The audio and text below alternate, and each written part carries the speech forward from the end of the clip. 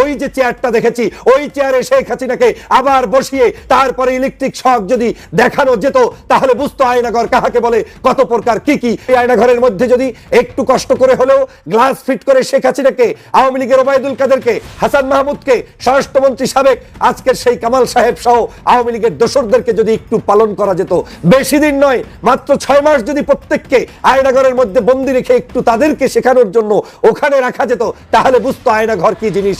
The death of Sheikh Hasina's political career, এবং সেখানে শেখ হাসিনাকে সরাসরি দায়ী করেছেন প্রত্যেকটা ঘটনার জন্য। কাজটা জাতিসংঘ একদম পানির মতো সহজ করে দিয়েছে। শেখ হাসিনার রাজনীতি কিন্তু শেষ হয়ে গেল। এটা বাংলাদেশের কারোর কথা না, আমারও কথা না, এটা হচ্ছে জাতিসংঘের কথা। আর কিছু লাগে? জাতিসংঘ এটা। আসসালামু আলাইকুম দর্শক, আজকে ভিডিওতে আপনাকে স্বাগতম। দর্শক, বর্তমানে বাংলাদেশের পরিস্থিতি এবং রাজনৈতিক শৃঙ্খলাকে তার আলোকে আপনার সামনে বেশ কিছু গুরুত্বপূর্ণ ভিডিও ফুটেজ নিয়ে হাজির হয়েছে। আমি আশা করছি আপনারা এই ভিডিও ফুটেজগুলো দেখলে বর্তমানে বাংলাদেশের পরিস্থিতির কিছু ধারণা পাবেন। তাই চলুন আমরা সেই ভিডিও ফুটেজগুলো দেখে আসি। ওই চেয়ারে শেখ হাসিনাকে আবার বসিয়ে তারপরে ইলেকট্রিক শক যদি দেখানো যেত তাহলে বুঝতো আয়নাঘর কাহাকে বলে, কত প্রকার কি কি। এই আয়নাঘরের মধ্যে যদি একটু কষ্ট করে হলেও গ্লাস ফিট করে শেখ হাসিনাকে, আওয়ামী লীগের ওবায়দুল কাদেরকে, হাসান মাহমুদকে, স্বরাষ্ট্রমন্ত্রী সাবেক আজকের সেই কামাল সাহেব সহ আওয়ামী লীগের দোসরদেরকে যদি একটু পালন করা যেত, বেশি দিন নয় মাত্র 6 মাস যদি প্রত্যেককে আয়নাঘরের মধ্যে বন্দি রেখে একটু তাদেরকে শেখানোর জন্য ওখানে রাখা যেত তাহলে বুঝতো আয়নাঘর কি জিনিস। কত বড় লোমহর্ষক ঘটনা, কত বড় বিভৎস ঘটনা, কত বড় খারাপ ঘটনা।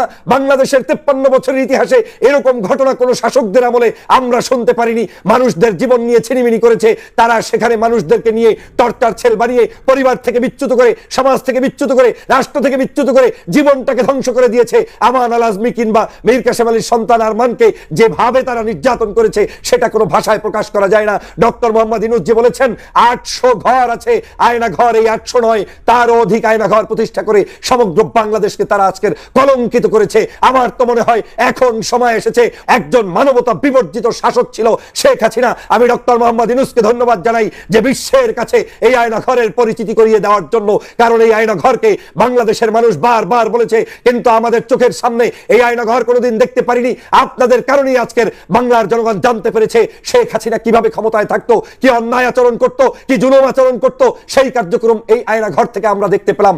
আমরা বাংলাদেশের বাসীর পক্ষ থেকে সবাই মিলে আহ্বান জানাতে চাই, ওদেরকে ফাঁসির কাস্টে ঝুলানোর আগে, ওদেরকে আইনের মাধ্যমে বিচারের আগে অন্তত পক্ষে রাষ্ট্রের পক্ষ থেকে আইন করুন যে প্রত্যেককে 2 বছর, 5 বছর, 1 বছর, 3 বছর যেভাবেই হোক আয়নাঘরের মধ্যে বন্দী না রেখে তাদেরকে মৃত্যুর কোলে নেওয়া যাবে না, তাদের বিচার করা যাবে না। আয়নাঘরের নাম শুনেছেন কিন্তু সচক্ষে দেখার সৌভাগ্য এখনো বাংলাদেশের কারোরই হয়নি।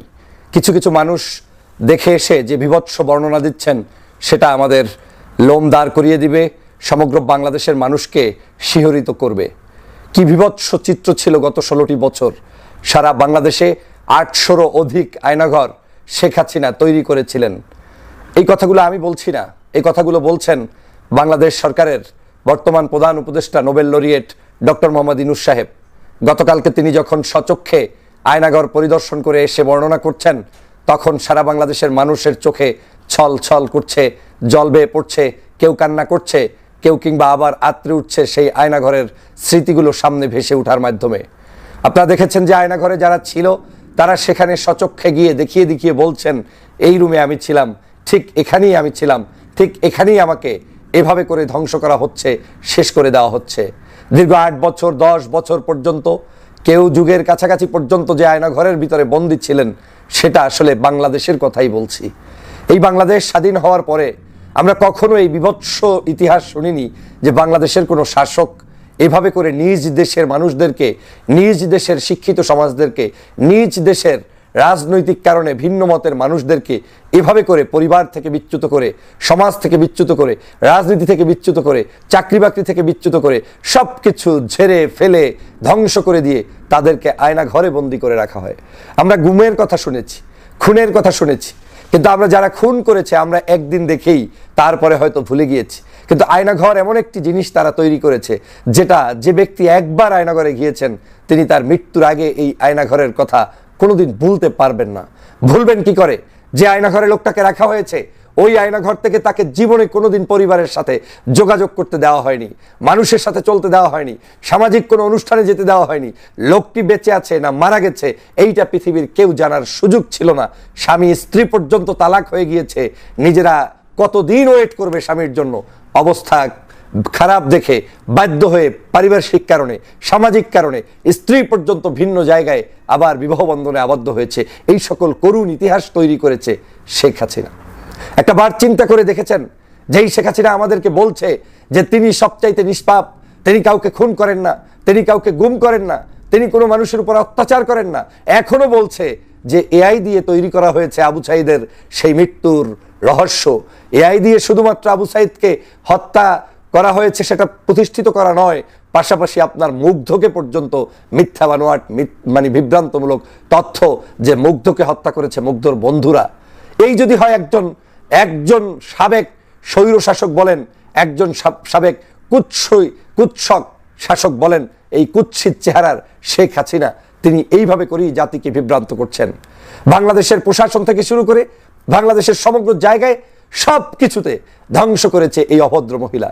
আমার এগুলো দেখলে মনে হয় বারবার যে এই মানুষগুলোকেই ডেকে এনে এখন যদি কেউ একটা বার একটু ন্যায় ইনসাফ কায়েম করে দিতে পারতেন, যে তাদেরকে আয়নাঘরে কিছুদিন রেখে যে আয়নাঘরটা কেমন একটু নিজেরা থেকে জাতির কাছে দেখাও। আমি প্রস্তাব রেখেছিলাম যে এই আয়নাঘরে এত কষ্টের দরকার নাই, ওদেরকে শুধু ঠিকানাও দিয়ে দাও। যেমন আগে যারা আয়নাঘরে ছিল তাদের তো ঠিকানা ছিল না, কোথায় আছে কি আছে কেউ জানে না। এই আয়নাঘরগুলো এমনভাবে করা উচিত যেই আয়নাঘরে শেখ হাসিনা সহ তার প্রশাসনের লোকদেরকে ভিতরে ঢুকিয়ে রেখে প্রয়োজনে সামনে গ্লাস ফিট করে দিন, 5 ওয়াক্ত খাবার দিন, তারপরেও আয়নাঘর কেমন সেটা দেখার ব্যবস্থা করে দিন। যদি তারা একবার এই আয়নাঘরে ঢুকে পরিবারও জানবে যে শেখ হাসিনা এখানে থাকে, ওবায়দুল কাদের এখানে থাকে, তাদের হাসান মাহমুদ এখানে থাকে, স্বরাষ্ট্রমন্ত্রী কামাল সাহেব এখানে থাকে, এই সাবেক সকল আমলা এমপি মন্ত্রী যারা যারা দুর্নীতি সন্ত্রাস চাঁদাবাজ খুনের সাথে সম্পৃক্ত তারা কোথায় থাকে এগুলো যদি একবার এখানে ঢুকিয়ে দেখাতে পারেন, তারপরেও তারা বুঝবে যে কত ধানে কত চাল। আসসালামু আলাইকুম। শশী থারুর একজন পণ্ডিত ব্যক্তি আমার কাছে, ভারতের কংগ্রেসের অন্যতম শীর্ষ নেতা, সাবেক মন্ত্রী। তিনি বাংলাদেশ ভারত সম্পর্ক নিয়ে খোলামেলা অনেক মন্তব্য করেছেন। আমার কাছে মনে হয়েছে তার এই মন্তব্যের চেয়ে সাম্প্রতিক সময়ে আর যারা বিশেষজ্ঞ, আর যারা বিশ্লেষক, আমি দুদেশের কথাই বলছি, কিংবা কূটনীতি, তারা আর কেউই শশী থারুরের মতন এমন খোলামেলা এবং সময় উপযোগী কথা বলেননি। ভারতের কি করা উচিত বাংলাদেশের সঙ্গে সম্পর্ক রাখতে, অথবা বাংলাদেশের বা কি করা উচিত ভারতের সঙ্গে সম্পর্ক রাখতে। তিনি সরাসরি মন্তব্য করেছেন গণমাধ্যমের বিভিন্ন সাংবাদিকের প্রশ্নের জবাবে। তিনি বলেছেন যে বাংলাদেশে যা ঘটছে তা আমাদের জন্য নিবিড়ভাবে পর্যবেক্ষণ রাখতে হবে এবং সতর্কতার সঙ্গে আমাদের চোখ রাখতে হবে, কারণ তারা আমাদের পাশেই রয়েছে। সেখানে যা কিছু ঘটছে তার নিঃসন্দেহে অনেক ধরনের তাৎপর্য রয়েছে। বিশেষ করে বাংলাদেশের সঙ্গে পাকিস্তানের যে একটা উষ্ণ সম্পর্ক এরই মধ্যে গড়ে উঠেছে, সেটি নিয়ে তিনি মন্তব্য এমনভাবেই করছে যে দুটো দিক খুবই গুরুত্বপূর্ণ। গুরুতর কিছু ভুল হলে ভুলে যাবেন না, বাংলাদেশ আমাদের জন্য দুর্বল স্থান হতে পারে। এটি এমন একটি জায়গা যা ভারতের জন্য সবচেয়ে ঝুঁকিপূর্ণ, কারণ এটি নিয়ন্ত্রণে নেই। তিনি বলছেন যে যেহেতু এটি একটি আলাদা রাষ্ট্র, অনেক ক্ষতি হতে পারে। আর এই যে তিনি এই যে ডিপ্লোম্যাটিক একটা মন্তব্য করলেন, বাংলাদেশ ভারতের জন্য দুর্বলতম স্থান, এটি দুদিক থেকেই, অবশ্যই দুদিক থেকেই। হাসিনার অবস্থান নিয়ে তিনি সরাসরি সমর্থন করেছেন যে হাসিনা দিল্লিতে থাকতেই পারেন, কিন্তু হাসিনা পরিস্থিতিকে যে আবার জটিল করে তুলছেন সে বিষয়ে তিনি মনে করিয়ে দিতে ভুল করেননি। তিনি বলছেন যে শেখ হাসিনার সাম্প্রতিক মন্তব্য পরিস্থিতিকে জটিল করে তুলেছে। শেখ হাসিনার বিবৃতির কারণে নানান সময় যে বক্তব্য দিচ্ছেন, আমরা কিছুটা ফাটা লাঠিতে পড়ার মতো অবস্থায় রয়েছি। তারপর তিনি বলছেন যে শেখ হাসিনার যে আশ্রয় দেওয়া ভারতের, সেটা অবশ্যই ঠিক আছে, সেই দিক থেকে তিনি কোনো প্রকার কম্প্রোমাইজ করতে চাচ্ছেন না। এবং বর্তমান সরকারের উদ্দেশ্যে তিনি বলেছেন যে ভারতের সরকারের বা বিজেপি সরকারের যে মনোভাব, বাংলাদেশের অন্তর্বর্তী সরকার শত্রু মনোভাবাপন্ন হয়ে রয়েছে, তিনি তার সঙ্গে একমত পোষণ করেননি। এবং তিনি বলেছেন যে এই ধারণা ঢাকাকে পৌঁছে দেওয়া, সব সময়ের জন্য পৌঁছে দেওয়া ভারতের জন্য ভুল হতে পারে। এমন বিক্ষিপ্তভাবে মন্তব্য হয়তো অনেক করছেন, কিন্তু তিনি অতি সংক্ষিপ্ত কথা বিভিন্ন ইস্যুতে যে মন্তব্যগুলো করেছেন খুবই তাৎপর্যপূর্ণ আমার কাছে। শশী থারুর ভারতের পররাষ্ট্রনীতির বিষয়ে দুটি বিষয় উল্লেখ করেছেন। তিনি বলছেন যে প্রথমত, ভারতের এমন কিছু প্রকাশ্যে কিংবা গোপনে করা ঠিক নয় যা বাংলাদেশের অভ্যন্তরীণ বিষয়ে হস্তক্ষেপের সামিল হতে পারে, যেটি ভারত ক্রমাগতভাবে করে আসছে। দ্বিতীয়ত তিনি আরেকটি কথা বলেছেন যে একটি বিশেষ রাজনৈতিক দল বা বিশেষ সম্প্রদায়কে নিয়ে ভারত বেশি উদ্বিগ্ন, এমন ধারণা ঢাকাকে বা ঢাকার মানুষের কাছে যেন আবারও না পৌঁছায়। বাংলাদেশের জনগণের সাথে জনগণের কল্যাণকে সর্বাধিক গুরুত্ব দিতে হবে। এ কথা তো ভারতের অনেক বিশেষজ্ঞ বলে আসছেন। আমাদের বিশ্লেষণ কিংবা বিশেষজ্ঞ তাদের কথা বাদ দিলাম, ভারতের কূটনীতিকরা এই কথা বলে আসছেন, কিন্তু বিজেপি সরকার সেটাতে কর্ণপাত করছে না। এখন এই যে কর্ণপাত করছে না, তাও তো নিশ্চয়ই নানান ধরনের ব্যাখ্যা রয়েছে। ভারত 7 জানুয়ারি নির্বাচনের আগে যেই নারেটিভ গুলো যুক্তরাষ্ট্রের কাছে তুলে ধরেছিল, যুক্তরাষ্ট্র তো 7 জানুয়ারি নির্বাচনের বিপক্ষে ছিল, ইনক্লুসিভ মুসলিম নির্বাচনের পক্ষে ছিল, ভারত সেখানে বাংলা দিল, ভারত বোঝানোর চেষ্টা করলো যে শেখ হাসিনা ছাড়া আর কোনো বিকল্প নেই, অন্য কোনো শক্তি এলে বাংলাদেশে ইসলামী মৌলবাদ কায়েম হতে পারে, তার জন্য এই অঞ্চলের স্থিতিশীলতা নষ্ট হতে পারে। ভারতের এই কথাগুলো অন্য কোনো সমীকরণ থেকে হলো কিংবা আওয়ামী লীগের প্রতি অন্য ধরনের একটি আকর্ষণের জায়গা থেকে হলো, বাস্তবতা কি আমরা তেমন কিছু দেখতে পাচ্ছি না? ভারতের পাকিস্তানের সঙ্গে বাংলাদেশের যে উষ্ণতম সম্পর্ক, একেবারে মরম সম্পর্ক তৈরি করা, যা কিছু প্রয়োজন নেই তার চেয়ে বেশি মাত্রায় সম্পর্ক স্থাপনের চেষ্টা, বাংলাদেশের বিশেষ একটি গোষ্ঠীর পক্ষ থেকে আস্ফালন, আমাদের সংস্কৃতির উপর হামলা, বইমেলায় হামলা, আমাদের চিরায়ত যে ঐতিহ্য, মুক্তিযুদ্ধের চেতনার উপরে হামলা, এগুলো কি চলছে না? চলছে তো। এখন ভারতের জায়গা থেকে আশঙ্কা প্রকাশ করেছিল, তার পিছনে যেই অভিসন্ধি তাদের থাক না কেন, কিন্তু বাংলাদেশে তো এরই মধ্যে তার প্রমাণ কিছুটা পাওয়া যাচ্ছে। সেই জায়গা থেকে কিন্তু শশী থারুর এটি বলার চেষ্টা করেছেন যে বাংলাদেশ ভারতের জন্য স্পর্শকাতর স্থান হতে পারে। স্পর্শকাতর বা দুর্বলতম স্থান, সেটি নেগেটিভলি হোক পজিটিভলি হোক, দুটার ইম্প্যাক্ট নিশ্চয়ই দু ধরনের। ভারতের জন্য বাংলাদেশ ইতিবাচক হতে পারে যদি এই ধরনের কিছু না হতে পারে, আবার সেটি হলে ভারত নিশ্চয়ই বসে থাকবে না, সেই বিষয়টিও তিনি ইঙ্গিত দিয়েছেন স্পষ্টত। বর্তমানে বাংলাদেশের সার্বিক যে পরিস্থিতি, যুক্তরাজ্য এর মধ্যে সতর্কতা জারি করেছে, বাংলাদেশে বিভিন্ন ধরনের সন্ত্রাসী হামলা হতে পারে, তাদের নাগরিকদের নির্বিঘ্নে প্রকাশ্যে চলাফেরার ক্ষেত্রে অনেক ধরনের বিধিনিষেধ আরোপ করেছে। যারা ভিন্ন মতাবলম্বী ধর্মীয় আদর্শের দিক থেকে তাদের উপরে আঘাত ঘটতে পারে, এটি শুধু এখন ভারতের বর্ণনা নয়, আরো অনেকের কাছ থেকে এই ধরনের বর্ণনা আসছে, আশঙ্কা প্রকাশ করা হচ্ছে। এবং শশী থারুর প্রকাশ্যে যিনি বলেছিলেন, আমি বেশ কয়েকবার এই উদাহরণটি দিয়েছি, তিনি বলেছেন যে হাসিনা যুগের শেষ।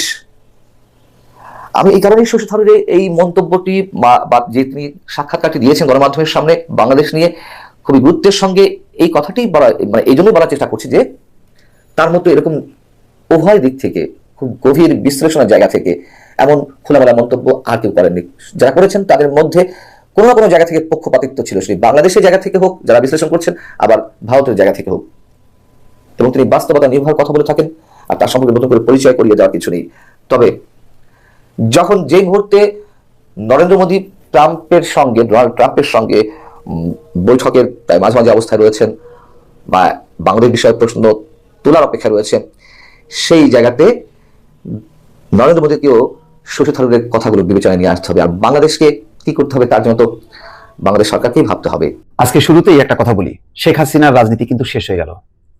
এটা বাংলাদেশের কারোর কথা না, আমারও কথা না, এটা হচ্ছে জাতিসংঘের কথা। কিভাবে বলছি, একটু অপেক্ষা করেন। আজকে একটা শিরোনাম বলি, ইতিমধ্যে আপনারা জেনেছেন, তারপর বলি। জাতিসংঘের তথ্যানুসন্ধান দলের প্রতিবেদন, শেখ হাসিনার বিরুদ্ধে গুরুতর মানবাধিকার লঙ্ঘনের প্রমাণ পেয়েছে জাতিসংঘ। আর কিছু লাগে? জাতিসংঘ এটা বাংলাদেশের ওই টিআইবিও না, বা ওই আদিলুর রহমান শুভর সে অধিকারও না বলতে পারেন, বা বিএনপির কথা না, জামাতের কথা না, এটা জাতিসংঘের কথা। আর জাতিসংঘ ফাও কোনো কথা বলে না।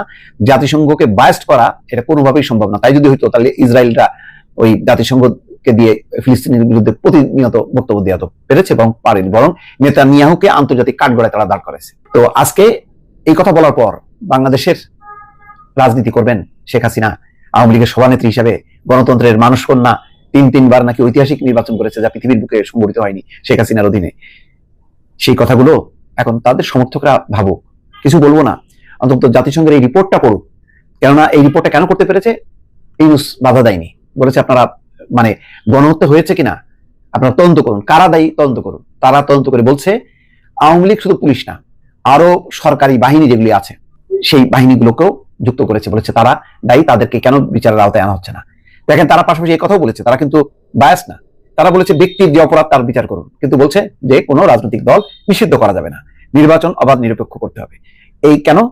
যখন কোনো দেশে অবাধ নির্বাচন হয় না, মানুষের ভোটের অধিকার থাকে না, তখনই ফ্যাসিবাদ কায়েম হয় এবং তখনই গুম খুন মানবাধিকার লঙ্ঘন হয়। সুতরাং বাংলাদেশে 15 বছর ছিল, একটা মানবাধিকার লঙ্ঘন, গুম খুনের একটা দেশ এবং গণতন্ত্রহীন একটা দেশ, জাল জালিয়াতির নির্বাচনের একটা দেশ, এবং পুরো দায় শেখ হাসিনার বিরুদ্ধেই বর্তেছে। ফলে এই অবস্থার পর আওয়ামী লীগ সিদ্ধান্ত নিক, আমি জানি তারা যে পরিমাণ নির্লজ্জ, তারা কখনো এটা স্বীকার করবে না, কিন্তু তাদের যারা আশ্রয় প্রশ্রয় দিচ্ছে ভারত, অন্তত এই জাতিসংঘের এই রিপোর্টটা দেখুক, তারা বলুক যে এটা ভুল। 1 জুলাই থেকে 15 আগস্ট ঘটনা বিশ্লেষণ করে প্রতিবেদন চূড়ান্ত করেছে OHCHR, জাতিসংঘের মানবাধিকার বিষয়ক হাই কমিশন। 114 পৃষ্ঠার প্রতিবেদন আজ প্রকাশ হয়েছে। এখানে আওয়ামী লীগের শীর্ষ নেতৃত্বের বিরুদ্ধে গুরুতর মানবাধিকার লঙ্ঘনের প্রমাণ পেয়েছে জাতিসংঘের তথ্য অনুসন্ধান দল। স্বৈরাচারী সরকার, নিরাপত্তা বাহিনী, গোয়েন্দা সংস্থা এবং দল ও সহযোগী সংগঠনগুলোকে যুক্ত করে মাত্রাতিরিক্ত বল প্রয়োগ করেছে। বিচার বহির্ভূত হত্যা, নির্বিচার মারণাস্ত্র দিয়ে গুলি, গ্রেপ্তার, নির্যাতন, চিকিৎসা পেতে বাধা দেওয়ার মতো গুরুতর মানবাধিকার লঙ্ঘন করেছে সরকার। মূলত ক্ষমতা টিকে থাকতে আন্দোলনকারীদের উপর মাত্রাতিরিক্ত বল প্রয়োগের সরাসরি নির্দেশ দিয়েছিলেন তৎকালীন প্রধানমন্ত্রী শেখ হাসিনা এবং সাবেক স্বরাষ্ট্রমন্ত্রী আসাদুজ্জামান খান। এখন জাতিসংঘের উচিত হবে এদেরকে একেবারে বাংলাদেশে আনা দরকার নেই, নিয়ে ওই যে নুরেমবার্গ ট্রায়ালে নিয়ে যাওয়া, সেখানে করুক, বিচার করুক তারা। বাংলাদেশে 2024 সালের 1 জুলাই থেকে 15 আগস্ট সংঘটিত ঘটনার প্রভাব বিশ্লেষণ করে জাতিসংঘের মানবাধিকার বিষয়ক হাই কমিশনের দপ্তরের তথ্য অনুসন্ধান প্রতিবেদনে এই চিত্র উঠে এসেছে। 114 পৃষ্ঠার এই প্রতিবেদন ওই সময়ের নৃশংসতা ও মানবতা বিরোধী অপরাধের জন্য বিগত সরকার ও শাসক দল আওয়ামী লীগকে সরাসরি দায়ী করা হয়েছে। রাজনীতি করবে শেখ হাসিনা? করবে? এখনই উচিত তার দলটা ভেঙে দিয়ে নতুন নেতৃত্ব দিয়ে, একেবারে আনকোরা লোক দিয়ে দল সাজানো। নতুবা শেখ হাসিনার নেতৃত্বে এই বাংলাদেশের রাজনীতি করতে পারবে না, শেখ হাসিনার নেতৃত্বে। জাতিসংঘের এই তথ্য অনুসন্ধান প্রতিবেদনটি আজ বুধবার জেনেভা থেকে আনুষ্ঠানিকভাবে প্রকাশ করা হয়েছে। গত মাসের শেষ সপ্তাহে জাতিসংঘের মানবাধিকার কমিশন বাংলাদেশ সরকারের কাছে প্রতিবেদন খসড়া দিয়েছিল। কোনো মতামত থাকলে তাতে যুক্ত করার জন্য সময়ের সীমা দেয় এই সংস্থা। তারা ঢাকা ছাড়াও চট্টগ্রাম, রংপুর, রাজশাহী, খুলনা, বগুড়া, সিলেট, গাজীপুর এই 8টি শহরে অনুসন্ধান চালায়। মূলত যে শহরগুলোতে বেশি মাত্রায় বিক্ষোভ হয়েছিল সেই সব স্থানে গিয়ে সরেজমিনে কাজ করে জাতিসংঘের দলটি। জাতিসংঘ কিন্তু বসে থাকেনি, তারা কাজ করেছে এবং তারা বলছে প্রতিবেদন তৈরিতে অভ্যুত্থানে ক্ষতিগ্রস্ত ও ঘটনার প্রবাহের সাক্ষী ব্যক্তিদের নিয়ে 230টি বেশি সাক্ষাৎকার নেওয়া হয়। এছাড়া সরকার, নিরাপত্তা বাহিনী, রাজনৈতিক ব্যক্তিদের আরো 36টি সাক্ষাৎকার নেওয়া হয়। এই 36 জনের মধ্যে সরকারের সাবেক ও বর্তমান কর্মকর্তারাও আছেন যারা ওই সময় ঘটনা প্রবাহ সম্পর্কে অবগত ছিলেন। র্যাবকে এবং NCTMC-কে, ওই যে জেনারেল জিয়াউল লম্বা লম্বা কথা বলে না হাত উঁচু করে, ওই সংস্থা বিলুপ্ত করার কথা বলছে। অবাধ নির্বাচনের জন্য সহায়ক পরিবেশ নিশ্চিত করতে বলছে। রাজনৈতিক দলকে নিষিদ্ধ না করার জন্য বলছে, অর্থাৎ দল নিষিদ্ধ করা যাবে না, তাহলে আবার আরেকটা অপরাধ সংগঠিত হবে।